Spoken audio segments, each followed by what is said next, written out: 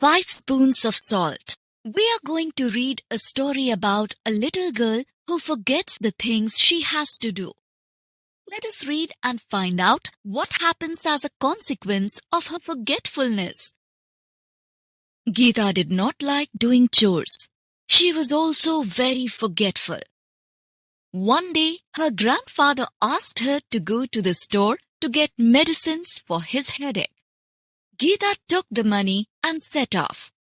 On the way, she saw a sweet shop. She went inside, started eating sweets, and forgot all about her grandfather or the medicines he needed. But Gita did not mend her ways. The same thing happened again when Gita's mother told her to collect the clothes from the washing line before it started raining. But she forgot about the task and all the clothes got wet.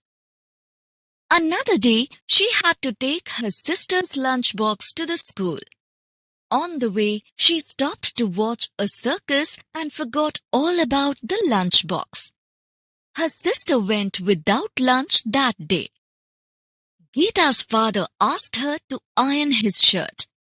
She left the hot iron on his shirt and ran outside to buy some mangoes from a passing fruit vendor. Needless to say, the shirt was burnt. Her father was extremely upset. One day, Gita's teacher told the students to each bring a food item from home for a big picnic.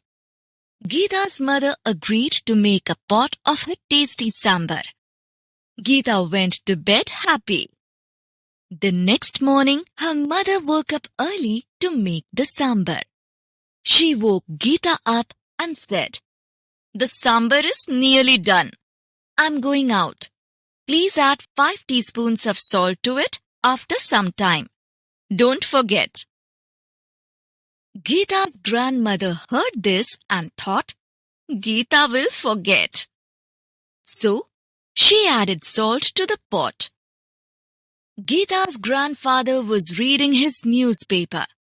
Gita won't remember, he thought. He went into the kitchen and added the salt too. Gita's sister, brother, and father also thought that Gita would forget, and each of them added the salt.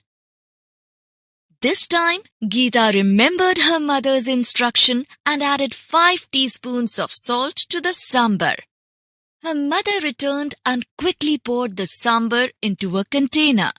At the picnic, the children had a wonderful time playing. Soon, they were hungry. Plates were piled up with all kinds of goodies. Everyone took large helpings of the sambar that Gita had brought. But no sooner than they put the first spoonful in their mouths, "Horrible! Water!" Everybody started shouting. Astonished, Gita tasted the sambar. "Ugh!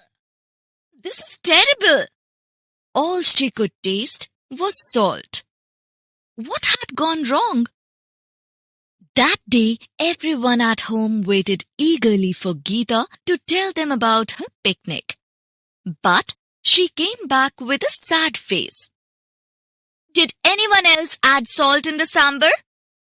she asked irritably. "I did," said her grandmother. "I did," said grandfather. "So did I," said father. "Me too," said her brother. "And I," said her sister.